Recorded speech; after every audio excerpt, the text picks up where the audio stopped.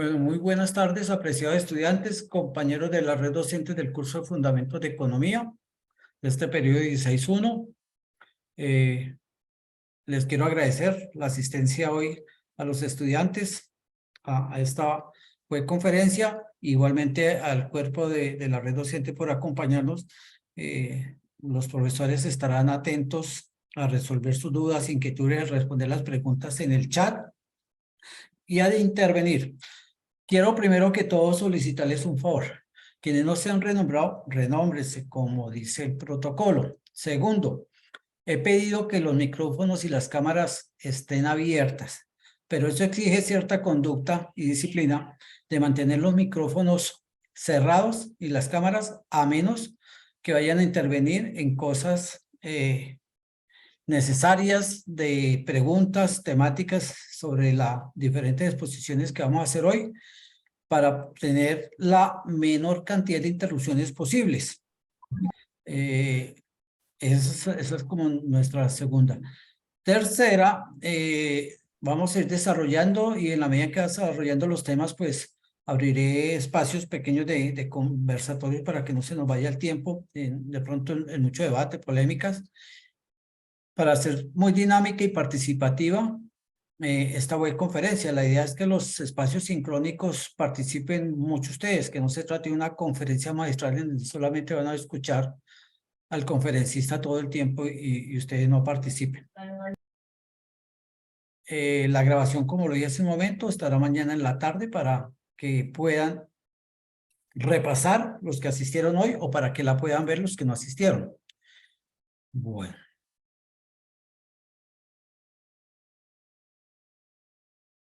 Alguien pregunta cómo se renombran. Pronto los docentes me ayudan con el chat indicándoles esa instrucción.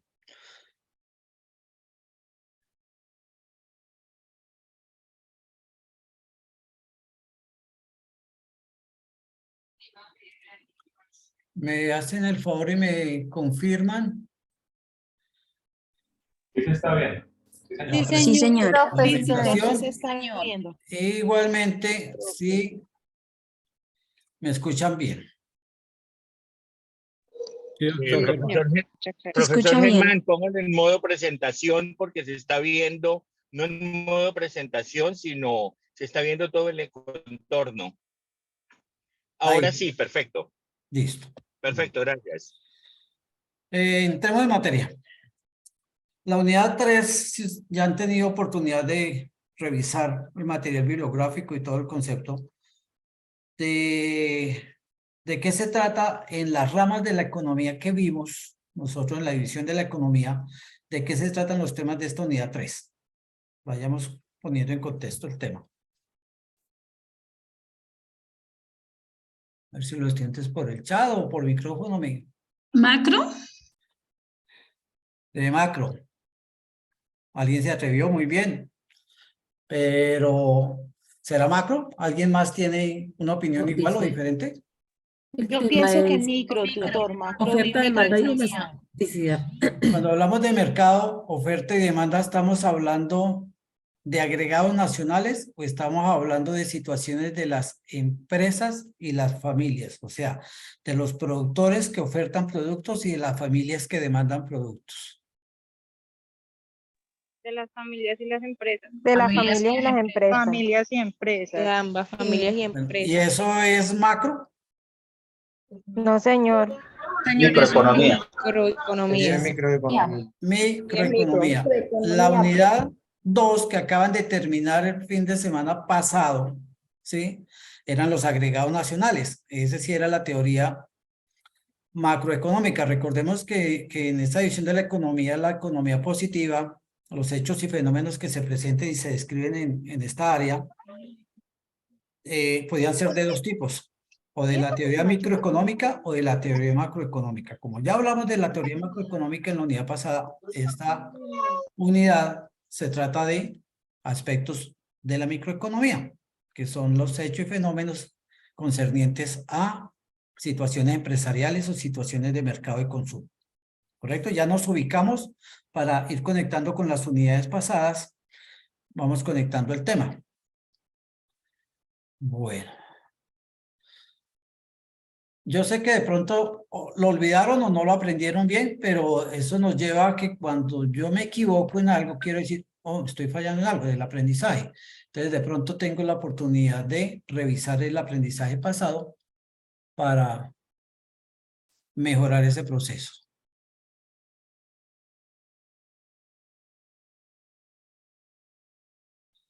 Bueno, y en ese contexto, retomando la unidad 1, cuando hicimos el famoso diagrama de flujo circular de la economía, allá veíamos que dos de los agentes que intervienen en los mercados son las empresas y las familias. Carrera 77 y portal 80.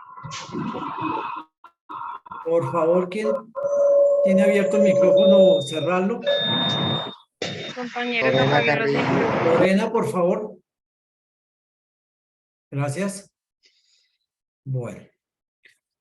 Y esos dos agentes se intercambian o interactúan mejor en los mercados. Acordémonos que estamos en un sistema económico que es capitalista, que es básicamente mercados.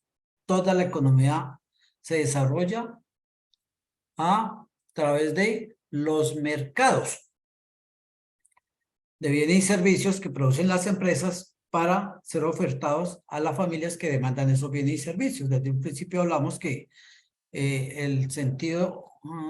se volvió loco el cursor. No sé por qué.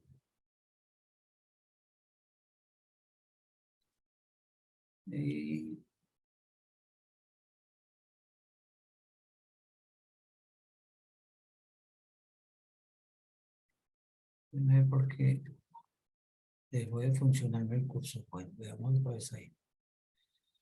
Y entonces, desde un principio hablamos quién eran los agentes de la economía, hablamos de las funciones de cada uno de sus agentes, identificamos muy bien que las empresas se encargaban de producir bienes y servicios para satisfacer las necesidades de las familias, que ese era el sentido de la economía, y que eso se daba en el marco de un sistema económico. Y ese sistema económico de hoy en día, porque hubo a través de la historia otros sistemas económicos que ahí, debido a la evolución y progreso de las sociedades, fueron cambiando los sistemas económicos. Antes tuvimos también, alternando con el capitalismo, el sistema económico comunista, antes tuvimos el feudalismo, después, y antes del feudalismo tuvimos el sistema económico esclavismo, y el primero, que era el primitivo. Todos centrados en satisfacer las necesidades a partir de los recursos existentes. Y entonces en el día de hoy con nuestro capitalismo, pues las empresas son las encargadas de producir todos los bienes y servicios que necesitan las comunidades, las sociedades, y las familias pues son las que demandan esos bienes y servicios. Bueno.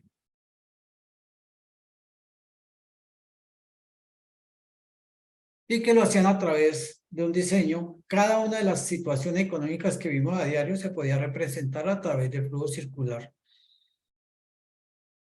de la economía, o también conocido como de la renta del ingreso, porque en el momento en que las empresas ofertan un bien o servicio, generan un gasto que es un ingreso o renta para las empresas. Igualmente, en el momento en que las empresas demandan factores de producción, generan una renta hacia las familias o un beneficio, un ingreso.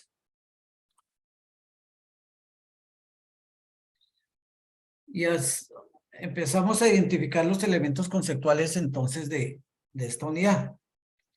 En un mercado necesariamente tiene que existir, tienen que existir dos actores. Un mercado no se puede dar con uno nomás. Cuando hablamos de la demanda, ¿cuál es el agente económico que interviene conceptualmente como demanda? Las familias. Las familias. ¿Por qué? Los Porque las familias son Señora. Los compradores, igual las familias. Las familias o consumidores. Las familias. Para mantener el vocabulario, nosotros teníamos tres agentes que eran empresas, familias y Estado. Entonces, las familias son las que representan a la demanda, porque son las que demandan, necesitan bienes y servicios, ¿sí? Y en la teoría económica ocurre algo que es bien particular. Si los precios de un bien, ¿sí? De un bien, las familias demandan más o menos cantidad de ese bien cuando los precios bajan. Demandan más. Más. Más. Demandan más. Correcto. Demanda Si los más. precios bajan, nosotros por experiencia de vida cotidiana demandamos bien, más bienes, más cantidad, ¿sí? Y si los precios suben, entonces demandamos menos cantidades, ¿sí?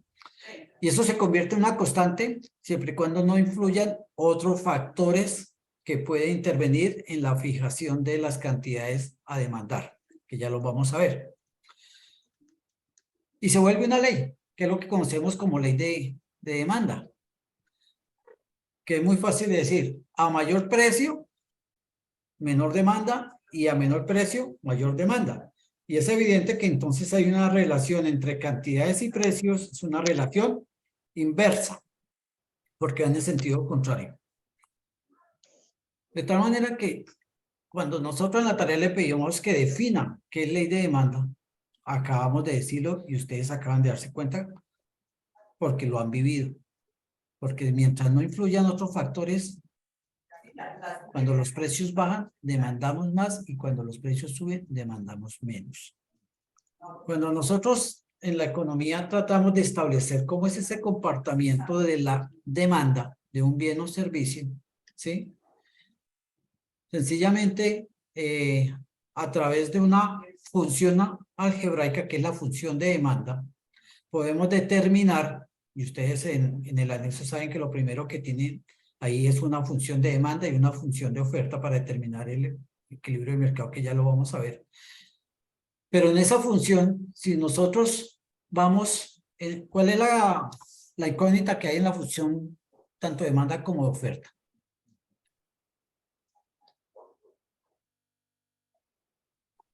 Si han observado el anexo de la guía o no lo han observado. Hay una incógnita, ¿no? Profe, ¿cuál es la pregunta? ¿Cuál es la incógnita que hay en las funciones de demanda y de oferta en el ejercicio, en el primer punto del ejercicio?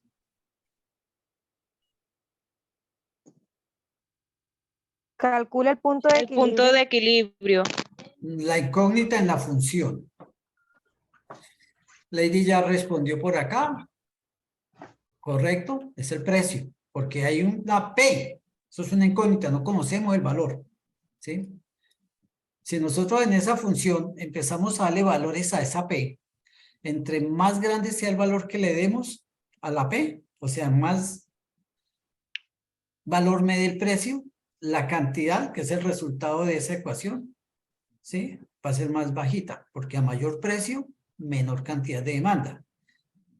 Pero en la medida en que a esa P le demos menos valor y resolvamos la ecuación, la cantidad nos va a arrojar un resultado ascendente, más cantidad, porque a menos precio, más cantidad. Hay que tener conexión con el concepto, ¿sí? Tal como lo que es la función de demanda y el ejercicio. Esto lo explico porque muchos estudiantes me han escrito de que cómo se llama los valores, que para qué son esas funciones, ¿sí? Y entonces la respuesta mía es: usted ya estudió el concepto, ya conoce el concepto. No, yo solo miro el ejercicio, pero yo no entiendo cómo se resuelve. Primero hay que comprender el concepto para poder llegar a hacer un ejercicio que son muy fáciles de desarrollar, son matemáticas simples y van a poder responder la tarea. Entonces hay que estudiar primero la parte teórica y conceptual. Germán, ¿te puedo interrumpir un momentico? Claro que sí, profe Julio. Es para ahora que tú estás explicándole esto a los muchachos para que tengan claro dos conceptos. Ahora que el profesor Germán estaba hablando de las funciones, una función es la representación matemática de la demanda. Una curva o una línea de demanda es la representación gráfica de esa demanda. Ojo que ustedes tienen que tener claro una cosa es la demanda como concepto y otra cosa son las cantidades demandadas de un bien o servicio dado el precio, la necesidad, el ingreso, etcétera. Entonces, porque en el ejercicio le van a preguntar o les preguntan, y ustedes tienen que tener muy claro, cuando estamos hablando de demanda como concepto general, lo representamos mediante una función, que es lo que ustedes tienen ahí para los ejercicios, o una gráfica que tienen que hacerla para hallar el equilibrio, tienen que mirar si, qué pendiente tiene, etcétera, etcétera. Y cuando se le habla de las cantidades demandadas, es otra cosa. Entonces, más adelante, de pronto, que tengan ustedes las dudas cuando ya ataquemos de mejor manera estos dos conceptos, ¿vale? Era eso, profesor Germán. Gracias, profe Julio. Sí, y explicaba porque ustedes ven una tabla y una que es el resultado de haber desarrollado la función de la demanda y ven una gráfica que es la representación gráfica de cómo se comporta la demanda, que es lo que conocemos como curva de demanda. Cuando nosotros desarrollamos la función de demanda, sencillamente, yo les acabé de preguntar cuál era el incógnita de precio. Cuando nosotros empezamos a reemplazar esa P por precios, nos van dando unos resultados de cantidad. Y esta es una tabla lógica de una demanda que a medida que los precios van subiendo, las cantidades van disminuyendo. ¿De dónde yo encontré las cantidades? Pues tomé la ecuación, que es la función de demanda, reemplacé el precio y me dio un resultado de cantidad. Cuando yo tengo esa tabla que puedo elaborar de precios y cantidades, toda tabla yo ya la puedo convertir en una gráfica. Y la curva normal y lógica que nos va a dar de demanda es una curva con pendiente positiva como esta que ustedes ven, ¿sí? ¿Por qué? Porque yo sencillamente en la gráfica yo coloco a precio cero, la cantidad es 12. Por eso está aquí en el eje de las... Tienen que tener muy claro que el eje vertical, el eje Y, es precios y el eje horizontal son cantidades, que es el eje X. Entonces, a precio cero, por la línea, sin subirse ni un poquitico porque es precio cero, ¿sí? Nos va a dar el punto en toda la línea de cantidades en 12. Pero cuando en el mercado los precios están en 0.50, empezó a subir, las cantidades demandadas empiezan a disminuir. Ustedes mismos me lo acaban de confirmar. A medida que sube el precio, las cantidades disminuyen y por eso están 10. Y cuando unimos todos los punticos, sencillamente tenemos la curva de demanda. Ustedes van a tener que hacer una gráfica de la curva de demanda. Bueno, entendido lo que es la ley de demanda. Yo les dije que mientras no influyeran otros factores, porque hay otros factores que rompen la ley de demanda. Y a pesar de que los precios suban, las cantidades no van, sino pueden subir. ¿Cuáles son esos factores? ¿Cuáles creen ustedes que se le ocurren situaciones en que se rompa la ley de demanda? Que aumentándose los precios, las cantidades van a subir y no a bajar. ¿La inflación? No, la inflación es un indicador que mide la variación de los precios, pero no es un determinante de que a mayor precio, mayor cantidad demandada. ¿Que aumente el valor de la materia prima? La escasez de los No, la productos. materia prima es un elemento de la oferta porque es del productor. Estamos hablando del consumidor. Profe, yo digo que es la necesidad de los bienes y servicios de parte de la demanda, o sea, de nosotros los consumidores. ¿Qué nos crea la necesidad de pronto? La escasez de los La productos. escasez. Cuando hay bienes inferiores. No, Poca productos, producción. servicios básicos. ¿Promoción? O sea, ¿Dijo alguien promoción? Sí. Profe, yo diría que los gastos. Los gastos, ¿cómo así los gastos? Profe. Si usted compra unas flores para el Día de la Mujer, así se encarga, las sigue comprando y se siguen vendiendo. O sea, un factor que se llama gustos y preferencias.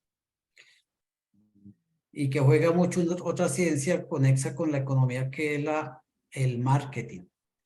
Cuando nos hacen mucho marketing, así los precios suben, ¿sí? Que genera un impacto de consumismo, la gente demanda más, ¿sí? Así sean los precios que suban. Cuando aparece un modelo nuevo de celular, qué sé yo, Profesor, de cuando... pronto un ejemplo de eso puede ser ahorita en la pandemia o en la pandemia pasada, que el papel higiénico, a pesar de que no se utilizó, no, o sea, no era tan necesario, se escaseó y al fin y al cabo pues terminó siendo carísimo. No, porque Profe, el yo diría, por asunto... ejemplo, profe, yo Pero diría le el respondo lo caso de de papel la, higiénico. Es que en pandemia el asunto de de los la escasez se tapabocas. dio, sí, por un pánico. La gente empezó, de alguna manera, es que para la pandemia había que tener docenas y docenas de papel higiénico en la casa. Y eso generó una escasez y obviamente cuando se escasea un producto los precios suben. Pero estábamos orientados a uno de los determinantes, que es los gustos y preferencias, las modas, las campañas publicitarias. Todo eso hace que se consuma más, así los precios suban, ¿sí? Otro factor. ¿Ustedes no, qué creen que pasa si el nivel general de ingresos sube? Más gasta uno. Más poder Más adquisitivo. cantidad se demanda, así los precios suban, ¿sí? Entonces los ingresos es otro determinante de las cantidades demandadas, ¿sí? Bueno, ya me dijeron dos, vamos a verlos en... bueno, estos. Entonces, ¿cuáles son los factores que intervienen o las variables que influyen en las cantidades demandadas? Ya sabemos que el precio es uno, ¿sí? Pero cuando no intervienen estos que están en color diferente al rojo, ¿sí? Solamente cuando aparece el precio o cuando está en función del precio de las cantidades demandadas, hablamos de ley de demanda. La rompen cuando ya empiezan a jugar en la economía el ingreso de los consumidores. Los gustos y preferencias de los consumidores, cuestiones de edad, género, localidad, de las que hablamos y explicamos. Pero hay otras importantes como es el precio de los bienes relacionados. Le preguntarán qué son los bienes relacionados, esos sustitutos y complementarios. Existen muchísimos bienes y servicios que tienen bienes sustitutos o bienes complementarios. Que el uno, la cantidad de demanda del uno de ese bien depende del precio del sustituto o del precio del complementario. ¿Cómo entendemos eso? Supongamos que vamos a mirar cómo se comporta la demanda de vehículos. ¿Cuál sería un sustituto de un vehículo?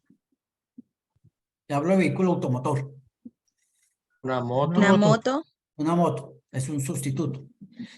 ¿Qué pasa con la cantidad de automóviles si el precio de las motos sube? Se venden más los carros, ¿no? Aumenta el precio del la bien. cantidad demandada de autos. Si los precios de las motos suben, que es un sustituto de los autos, la cantidad demandada de autos aumenta. Igual, ¿qué pasa si el precio de las motos baja mucho? También se quieren adquirir más motos. Recuerden que estamos hablando de la cantidad demandada de autos en relación con su sustituto de moto. Disminuye. Disminuye la demanda de los vehículos, se la compra los Pues vehículos. disminuye la demanda de vehículos, de automotores, de automóviles, si el precio de las motos baja, porque la gente prefiere comprar moto barata para desplazarse que comprar autos. Ahí hay una relación inversa o directa entre el precio del sustituto con la cantidad demandada del bien relacionado. Inversa. Es inversa. Entonces, cuando hablamos de un bien sustituto, cuando hablamos de un bien y su relación con sustituto, hablamos de que existe una relación inversa. ¿Cierto? Bueno, y así puede ocurrir con muchos bienes y servicios. Ahora hablemos de los complementarios. ¿Qué bienes serán complementarios y servicios también a los automóviles? La gasolina. La gasolina, ¿cuál otro? No. Los repuestos. Repuestos. Técnico El mecánica, el el seguro, seguro, los aceites de las motos y eso. Bueno, La hay tecnomecánica. muchísimos bienes complementarios de motos, de vehículos. ¿Qué ocurre con la cantidad demandada de vehículos si la gasolina sube? Es menor. La demanda baja. baja la demanda. Disminuye. Sí, igual, porque igual todos tenemos, los que tenemos vehículos debemos transportarnos. O sea, hay una Pero relación. ahí, porque la moto también utiliza gasolina. Sí, pero yo Pero pienso que yo la creo que la más gasolina que no, la no moto. funciona así porque todo el mundo necesita la gasolina, o sea, es como un... Precisamente Así, porque la Si no necesitan. así tienes esté carro, alto si el no precio, tienes usted sí o sí para debe pagarle comprar. la gasolina al carro, simplemente coges un bus. Pero La precisamente, moto consume menos gasolina que el carro. estoy Entonces, hablando. exactamente. Hay una relación directa. ¿Seguro? No, Si es inversa si el también. precio de la gasolina se pone muy caro, ¿la gente se anima a comprar más autos? No. No, O sea, porque disminuye la cantidad demandada de autos. Sí. sí, claro, Sí. porque el ¿Relación vehículo indirecta o consume mucho relación más. inversa? Inversa. Inversa. Inversa, inversa. Inversa. Y entonces, ¿qué pasa con los bienes sustitutos que me dijeron que era una relación también inversa? Volvamos a los bienes sustitutos. ¿Qué ocurre si el precio de las motos baja mucho en relación con la cantidad demandada de autos? Se van a demandar más motos. No, estoy hablando de cantidad de demanda de autos. Se demandan menos autos. Disminuye la demanda de autos. Disminuye la demanda de autos. Entonces, ¿relación directa o inversa? Inversa. Inversa. ¿Cómo va a ser inversa si los Directa. Es precios? una relación directa, Directa porque porque ambos son directos, eso relacionados. influye Es en directa. ambos Si los precios bajan de bienes. motos, baja la cantidad de demanda de autos. Si los precios de las motos suben, sube la cantidad demandada de autos. Es directa. Parece un trabalenguas, pero es muy fácil de entender. ¿Sí? Conclusión. La relación entre precio de un bien sustituto con un bien relacionado y su cantidad es directa, y el bien relacionado con su complementario hay una relación inversa entre precio y cantidad. ¿Sí?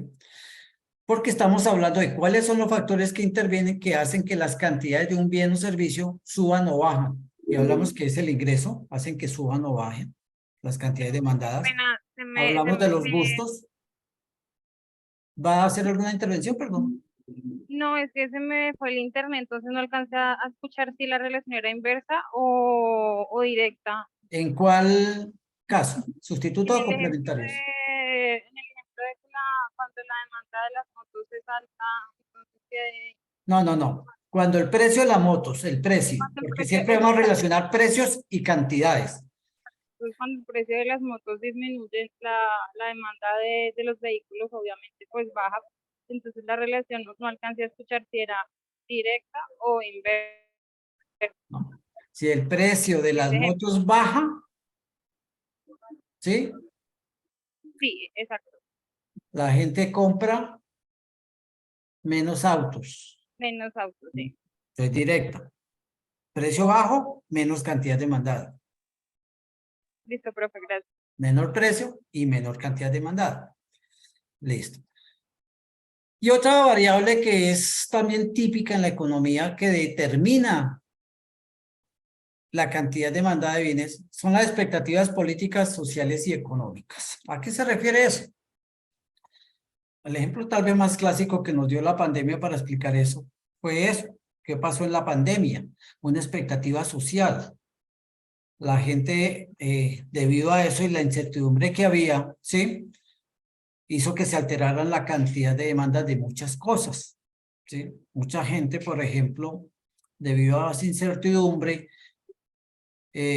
ahorraban, o mejor, dejaba de consumir muchos bienes suntuosos o no necesarios para ahorrar la plata porque no se sabía hasta dónde iba a durar la pandemia, qué gastos podría significarme a mí la pandemia en un momento dado, ¿sí? Entonces esas expectativas políticas, sociales y económicas también hacen que se determinen las cantidades demandadas. Los cambios políticos, cuando hay paso de un gobierno a otro que la gente no tiene confianza o no sabe o incertidumbre en cómo va a ser la economía, ¿sí? Hace que se frenen las cantidades o los hábitos de demanda de muchos bienes y servicios, situaciones como las guerras, situaciones como la inestabilidad económica, todas esas situaciones hacen que se demanden más, se demanden menos. Yo el año pasado en la misma web yo le decía a la gente, mire, el año entrante va a ser un año difícil, ya lo han pronosticado que va a haber una recesión económica, o por lo menos una desaceleración de la economía como lo vimos en la anterior unidad que la tasa de crecimiento va a estar entre el 0,8 y el 1,2. Eso significa que se va a frenar mucho la economía y la situación va a ser difícil. Y entonces, ante una situación difícil, yo aplazo las vacaciones que iba a tomar, aplazo el cambio de televisión que iba a hacer. Entonces, cambia las cantidades de demanda de muchos bienes y servicios. Bueno, ¿entendido? ¿Qué es la demanda? ¿Cuál es el agente que interviene en la demanda? ¿Cómo funciona la demanda en relación o en función del las cantidades de demanda en función del precio? ¿Cuándo se dice que hay ley de demanda? Cuando se dan esa relación inversa entre precios y cantidades, manteniendo constante las demás variables. ¿Cuáles son las demás variables? Los ingresos, los precios de los bienes relacionados, los gustos y preferencias y las expectativas. Cuando se mantiene constante, o sea, no intervienen estas 4 variables que acabé de decir, podemos hablar de ley de demanda. Pero cuando intervienen estas cantidades, es muy posible que no se cumpla pues, la ley de demanda. Ahora miremos segundo elemento. Esta es una típica curva de demanda, ¿cierto? Lo vimos en la gráfica anterior. Cuando interviene alguna de esas variables, por ejemplo, aumentan los ingresos de las personas. ¿Qué cree que le ocurre a esta curva de demanda? Se desplaza generando un nuevo equilibrio en el mercado, porque siempre que interviene una situación de esas, se rompe el equilibrio del mercado y se genera un nuevo equilibrio. Pero si aumentan los ingresos, ¿hacia dónde se desplazaría la curva de demanda? Hacia la derecha. Hacia Hacia la arriba. derecha. ¿Sí? Hacia la derecha. Pero si los ingresos disminuyeran, ¿hacia dónde se desplazaría la curva de demanda? Hacia la izquierda. Hacia la izquierda. Es obvio. Más ingresos, más demanda. Ahí, a ver si puedo mover un momentico esa gráfica para explicar.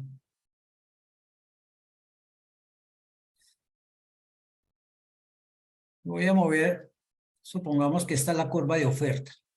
Cuando estábamos en la línea azul con esta curva de oferta, el equilibrio estaba aquí donde se cruzan.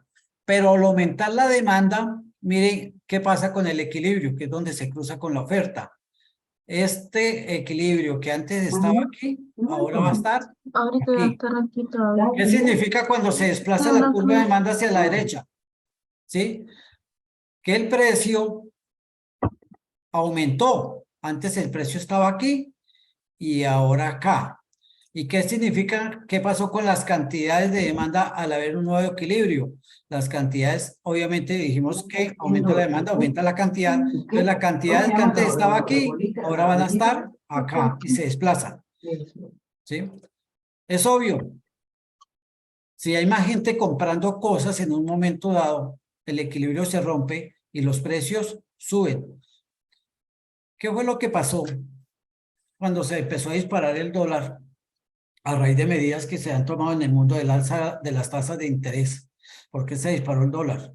Dispararse el precio del dólar quiere decir que mucha gente fue a los mercados de valores a comprar dólares, más que los dólares que estaban ofertados. Mucha gente sale, todos los días en el mercado de valores hay gente vendiendo dólares y comprando dólares. O sea, hay oferta de dólares y demanda de dólares. cuando la Reserva Federal de Estados Unidos empezó a subir las tasas de interés, significó que los bancos iban a pagar más altos intereses por los depósitos, lo que conocemos nosotros aquí como los CDTs. Entonces la gente empezó a movilizar dólares para invertirlos en CDTs. Se aumentó la demanda. Al aumentar la demanda, que eso es una expectativa económica de las que hablamos hace un momento, la curva de demanda se desplazó. Y ese equilibrio que antes teníamos acá, ¿sí? Al desplazarse la curva a la derecha, se volvió acá. ¿Y qué le pasó al precio del dólar? Entonces, el precio estaba aquí y se incrementó aquí. ¿Por qué? Porque la cantidad de demanda aumentó de este punto de cantidad a este punto de cantidad. Así funcionan los mercados. Los mercados, cuando llega algún hecho que desestabiliza, rompe el equilibrio que hay, inmediatamente hay un desplazamiento de las curvas, sea de demanda o sea de oferta. Ahorita vemos las particularidades de la oferta. Y obviamente al desplazarse se genera un nuevo equilibrio, pero esa generación de un nuevo equilibrio tiene sus consecuencias. En este caso, cuando la curva de demanda se desplaza a la derecha, la consecuencia es que los precios suben. En cambio, cuando la curva de demanda se desplaza a la izquierda, quiere decir que los precios bajan, que es lo que pasaría aquí. Si los ingresos bajaran, la demanda de los artículos se disminuiría, desplazando la curva a la derecha. Y este equilibrio que estaba aquí ha pasado ahora aquí. ¿Qué significó? Los precios bajaron porque hubo menos cantidad demandada. ¿Sí? ¿No entendieron la dinámica? ¿Cómo funcionan los mercados? ¿Cómo los mercados pierden su equilibrio y alcanzan un nuevo equilibrio?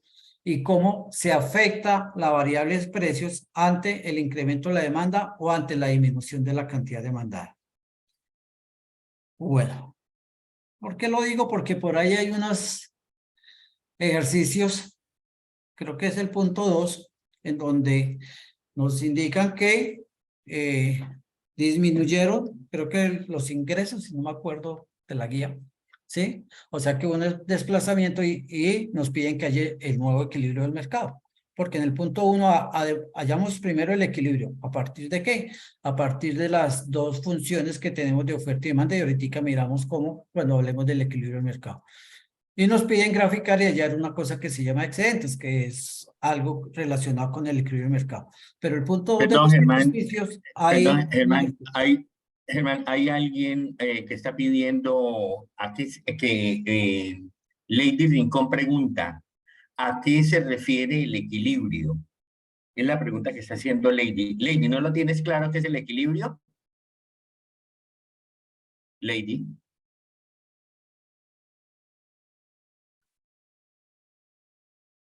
A ver, ¿me permite, Germán? Sí, pero estaba esperando que Lady... Bueno, Lady, el equilibrio se refiere a que como hay un comportamiento de el agente que demanda, que decía el profesor Germán, son las familias, y el agente que ofrece, que son las empresas que producen bienes y servicios. Entonces, el equilibrio, y estamos hablando, también el profesor Germán está hablando hace rato del mercado. Y el mercado no es más sino esa interacción que tienen quienes necesitan o demandan y quienes ofrecen o producen un bien. Entonces, el equilibrio se refiere a un punto en el cual están de acuerdo quienes quieren demandar y quienes quieren ofrecer. Se ponen de acuerdo ¿en qué? En las cantidades a negociar y el precio al cual se negocia. Entonces, ese es el punto que estábamos tratando de mostrar, que estaba mostrando el profesor Herman ahí con esa flechita amarilla. Entonces, la línea azul es la línea de demanda. La línea roja que tiene pendiente positiva es la línea de oferta. Y en el punto exacto donde se cruzan, ahí se llama punto de equilibrio, que es donde están de acuerdo, dice la teoría, oferentes y demandantes en cuanto a precio y cantidades de un bien a transar. Así de sencillo. ¿Te parece que es sencillo o no, Lady? Sí, profe, su comentario es muy acertado, porque en un mercado el precio se forma a partir de las fuerzas de oferta y demanda. En esa fuerza que hace quién es más y quién es menos, es que se fija el precio. Cuando la demanda es más superior a la oferta, los precios suben hasta que el propio mercado vuelve a encontrar el equilibrio. Pero cuando la fuerza de la oferta es mayor que la fuerza de la demanda, es decir, hay más cantidad de ofertadas que las cantidades demandadas, los precios bajan. ¿O no es así cuando se presentan cosechas abundantes? La oferta, es la fuerza de la oferta en una cosecha abundante, es que hay más oferta de lo que los demandantes están dispuestos a adquirir en cantidades. Inmediatamente se forma un precio hacia la baja, ¿sí? Así de sencillo funciona el mercado. Y lo vemos todos los días. Hoy está barata la mora porque hay exceso de mora, ¿sí? Pero seguramente habrá épocas en que la papa se pone muy cara porque hay poca oferta de papa y no alcanza a cubrir la fuerza de la demanda y entonces los precios se disparan. Así de sencillo. Veamos entonces ahora qué es la oferta. Que ya vimos toda la dinámica de la demanda y cómo se desestabiliza el equilibrio de la demanda y cómo se desplazan las curvas de demanda por ciertos factores, sea positivos a la derecha o sea negativos hacia la izquierda. ¿Cuál es el agente económico que representa la demanda? Las empresas. Las empresas, porque son las que ofertan en un mercado, ¿sí? Las empresas. Piensen como empresarios. Como empresarios. Si son empresarios de, qué sé yo, de panadería, ¿sí? ¿Qué pasa con la cantidad de oferta de pan si los precios suben? ¿Aumentan o disminuyen? Disminuye. Si los precios suben, como empresaria yo vendo menos pan. Voy a vender menos pan y gano menos porque los precios subieron. ¿Sí? Aumenta. Aumenta. Porque resulta que desde el punto de vista empresarial, ¿sí? Uno tiene que medir sus ingresos, porque normalmente sus márgenes de utilidad están basados en el ingreso. No es lo mismo decir yo me gano el 10% con ventas de 1 millón que con ventas de 10 millones. Si los precios aumentan y voy a vender más millones, ¿sí? Mis ingresos van a ser más grandes y el porcentaje que voy a ganar es más grande. ¿Correcto? Entonces, sencillamente, si los precios suben, a mí como empresario, como oferente, ¿sí? Me interesa ofertar más, porque voy a tener mayores ingresos, ¿sí? No conozco a nadie empresario que en un mercado normal, sin discusiones de tipos de mercado como monopolios o cosas de esos tipos de mercado, al aumentar los precios, él decida ofertar menos. Entonces, ¿qué nos dice? ¿Cómo podríamos construir la ley de oferta? Recuerde que las cantidades demandadas están en funciones del precio. A mayor precio, complementen. Mayor precio, Mayor ganancia. demanda. no estamos hablando de la demanda. Mayor ganancia. Mayor oferta. A mayor precio, mayor oferta. Y a menor precio, menor oferta. Eso es que acaban ustedes de construir, es la ley de oferta, siempre y cuando no intervengan otras variables, otros elementos, ¿sí? Es ley, siempre, por teoría económica. Si suben los precios, se oferta más, si bajan los precios, se ofertan menos, sin que intervengan otros factores. Y cuando nosotros desarrollamos las funciones de las que ya nos habló Julio, esas funciones, esas representaciones algebraicas de la función de oferta, ustedes van a encontrar que en la demanda, la función de demanda tiene un signo negativo para poder que se cumpla, pero en la función de oferta es positivo, porque en la medida en que yo, esa variable P, crezca, estoy sumando al otro elemento de la ecuación para que el resultado de la cantidad sea cada vez mayor. Mayor precio, las cantidades mayores. Y eso es lo que nos muestra cuando nosotros desarrollamos varios niveles de precios y tabulamos, es que a medida que aumenta el precio, como pueden ver en esa tablita, ¿sí? A medida que aumenta el precio, la cantidad ofertada va en aumento, porque así se comporta. Y obviamente nos va a dar una curva de oferta con sentido contrario a la de la demanda. Entonces pueden ver que a precio cero, ¿sí? Se ofertan cero, por eso no hay puntos sobre el eje horizontal de cantidades, pero a precio de 50 también se ofertan cero, por eso está en la línea de precios, pero a precio 1 ya hay cantidades ofertadas. ¿Cuáles? Una, que a precio 1,50 ya se ofertan 2, que a precio de 2 se ofertan ya 3, y así sucesivamente. Bueno, entendida la ley de oferta, su comportamiento, su forma de tabular, calcular, tabular y graficar una curva de oferta.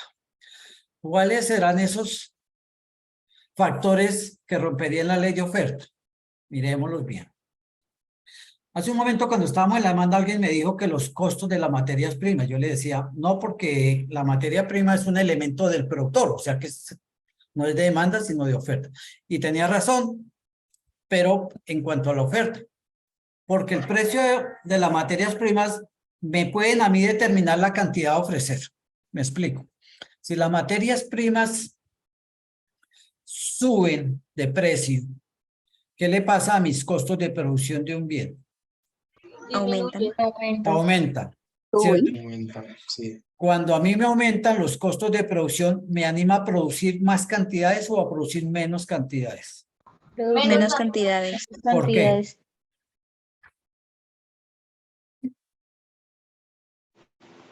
¿Por qué creen que? Más ganancias. Porque las ganancias no van a ser igual, voy a ganar menos.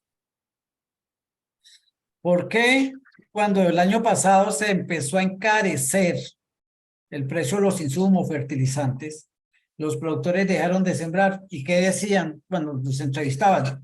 Es que eso ya no da a sembrar así a esos costos. Es que están muy caros los fertilizantes, ¿cómo se va a meter uno no va a saber a ciencia cierta cómo va a ser la cantidad de papa, por decir un producto, en el mercado, y si está bien barata porque hay demasiada papa y uno con esos costos tan altos uno no se atreve, ¿sí?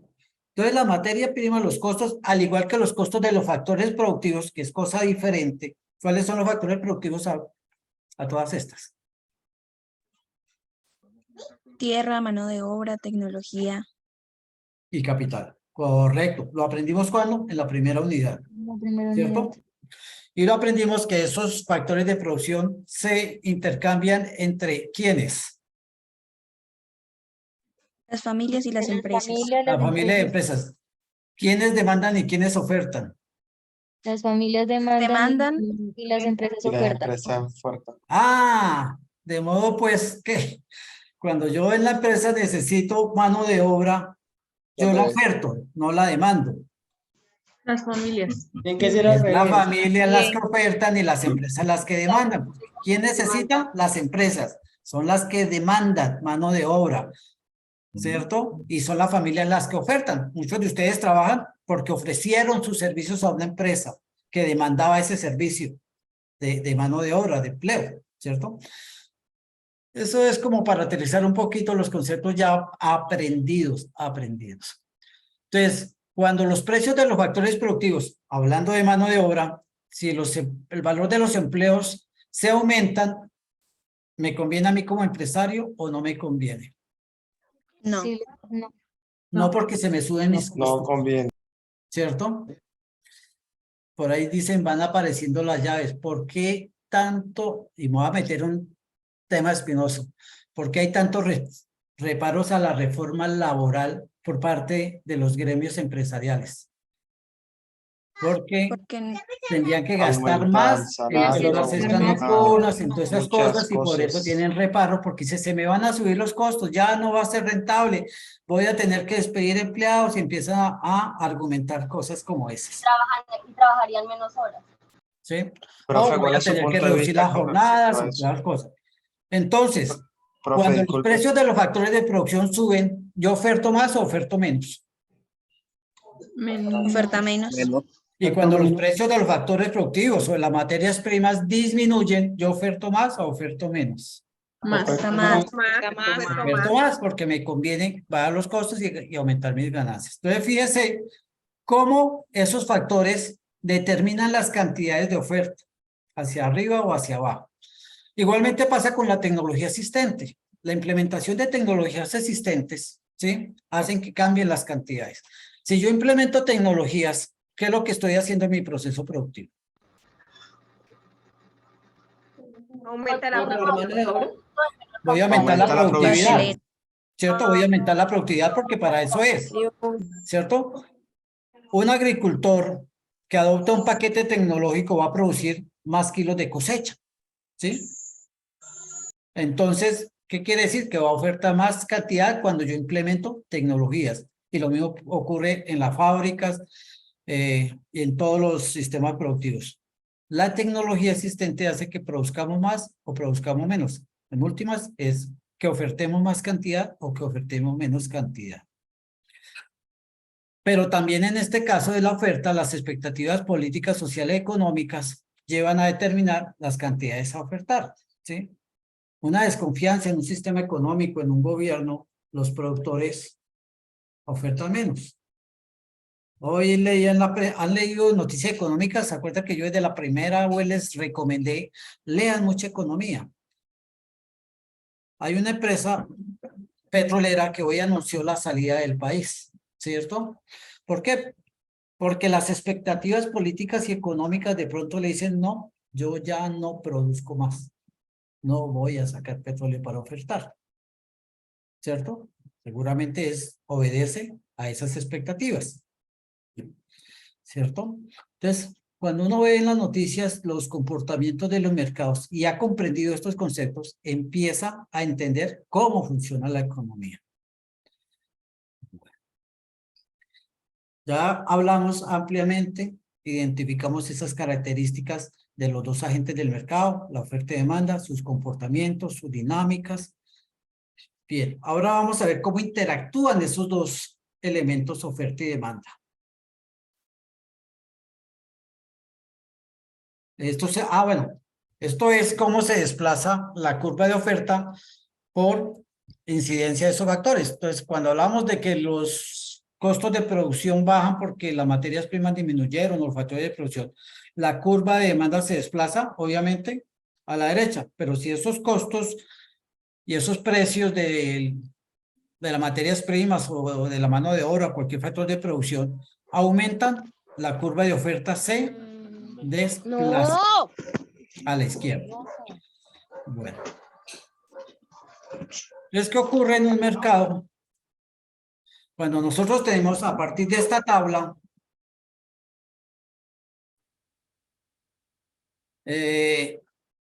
yo no sé si algún compañero docente tiene a la mano la presentación. O que de pronto alguno la prepare. Lo digo porque en este momento está cayendo una tormenta eléctrica acá y... Yo tengo una, no exactamente esa, pero sí tengo presentación, hermano. Bueno. Por si acaso la necesitas, la voy a ir alistando. Sí. Es que está cayendo una tormenta eléctrica y me da temor que en cualquier momento me quede sin internet y sin luz. Entonces, si llego a salir... Tranquilo que si me se corta, continuamos. No te preocupes. Respaldan. Ok, mientras soluciono yo acá. Perfecto. Espero que la tormenta que está cayendo no nos afecte. Mira, ahí tenemos una representación de unas funciones de oferta y demanda, en que nos muestra que niveles de precio de 0 a 6, cómo se comporta la demanda y cómo se comporta la oferta. Y es lo que habíamos hablado. La demanda, a medida que aumentan los precios, disminuyen las cantidades demandadas. Y la oferta, a medida que aumentan los precios, disminuyen las cantidades ofrecidas. ¿Cierto? Y eso lo que nos da, entonces, es una curva de demanda. Si podemos ver, a precio cero, la cantidad demandada está en 24. A precio 6, la cantidad demandada está en 6, está arriba, ¿sí? Y a precio 6, la cantidad ofrecida está en 30. Si yo uno esos dos puntos, voy a tener la curva de demanda. Todos los demás precios entre 0 y 6, pues son los puntos intermedios en esa curva. Lo mismo ocurre con la oferta, ¿sí? Entonces yo tengo aquí la oferta, una curva de oferta que me representa. Y cuando nosotros vemos ese cruce, que lo llamamos punto de equilibrio gráfico, ¿sí? No matemático, que es el que ustedes tienen que hallar, cuál es el precio y la cantidad de equilibrio a partir de las dos funciones que se les entregó, ¿sí? Matemático. Cuando vemos el gráfico, el cruce, como lo había explicado el profesor Julio, se da aquí, que a precio 3, tanto los que demandan como los que ofertan, demandan la misma cantidad y ofertan la misma cantidad. Igualmente el profe Julio lo explicó. ¿Cómo un mercado llega a equilibrio?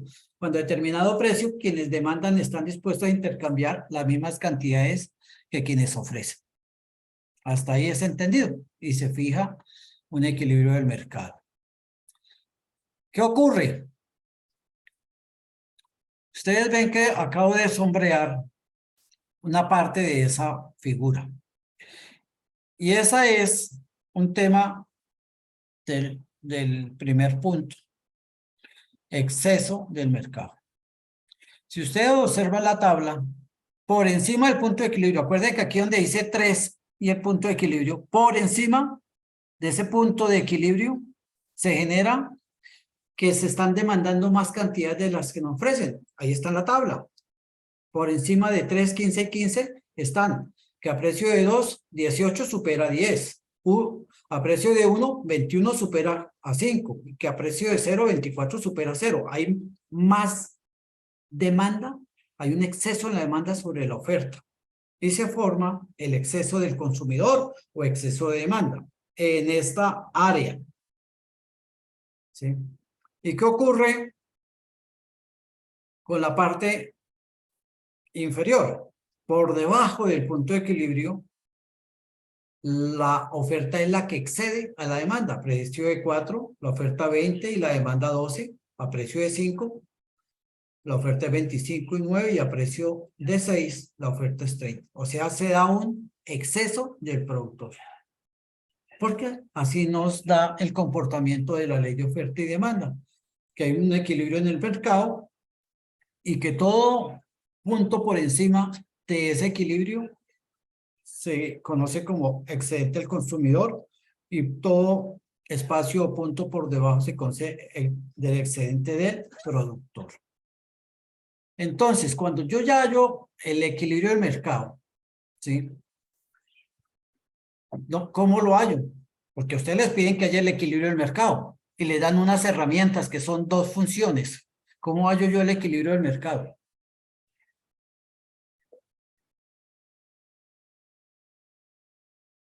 ¿Qué puedo hacer con esas herramientas que me dieron que una función, dos ecuaciones, una demanda y una de oferta, para hallar el equilibrio del mercado? Hallar el precio. Primero, Este cuadro que está haciendo el... Hacer la gráfica. no, la gráfica no la puede hacer sin valores y yo no conozco los valores. El primer valor que necesito es el precio. Establecer el precio. Tengo que establecer, ¿cómo establezco el precio para poderlo reemplazar en las dos ecuaciones? ¿Cómo hallo el precio? Despejándolo. ¿Sí? ¿Despejando qué? Despejando P. Despejando P. ¿Por qué P? Porque es que resulta que nosotros aprendimos que en dos ecuaciones de primer grado y tenemos la misma incógnita, nosotros podemos hallar el valor de esa incógnita porque es la misma, P y P. Es común, la incógnita. Y puedo utilizar un método matemático algebraico para hacer ese despeje y hallar el valor de P. ¿Cómo haría eso? Una regla de 3. No. si está restando vas a No, yo no puedo alterar los signos de las dos ecuaciones. Profesor Germán, ¿Sí? ¿me permite un segundito? De pronto les hago un pequeño tip para esta situación. Lo digo muy pasito, profe, y no le entendí. Le pedía por favor que me regale un minutico para tratar de darles una pequeña pista para esta situación. Listo, profe. Ya le entendí. Claro que sí. Entonces, a ver, apreciados estudiantes, miren que la idea aquí es partir del concepto de equilibrio del mercado, ¿cierto? Y nos dice que el equilibrio del mercado, ya si ustedes lo leyeron, aquí inclusive en la misma diapositiva decimos nosotros que hay un excedente cuando la cantidad ofrecida es mayor que la cantidad demandada. Ahí se presenta escasez. Y cuando la cantidad demandada es mayor a la cantidad ofrecida, entonces ahí hay unos excedentes. ¿Y cuando hay equilibrio entonces? Sencillamente cuando las cantidades ofrecidas son iguales a las cantidades demandadas. ¿Listo? Entonces allí ya tenemos nosotros como una pequeña clave, una pequeña pista para decir cómo vamos a encontrar ese punto de equilibrio. Cuando las cantidades demandadas son iguales a las cantidades ofrecidas. Entonces ustedes ya podrían ir deduciendo cómo encontramos ese punto de equilibrio. Bueno, Exacto. gracias. Hay unos términos claves que utilizó el profesor Jesús Javier, que fue equilibrio, iguales. Y me empieza a dar pistas. Si equilibrio significa igualdad, quiere decir que yo puedo igualar las dos funciones, ¿cierto? Y ese es el método que nos enseñaron a nosotros en álgebra, cómo despejar la misma incógnita en dos ecuaciones por el método de igualación de ecuaciones. Entonces yo Además, yo tengo un ejercicio,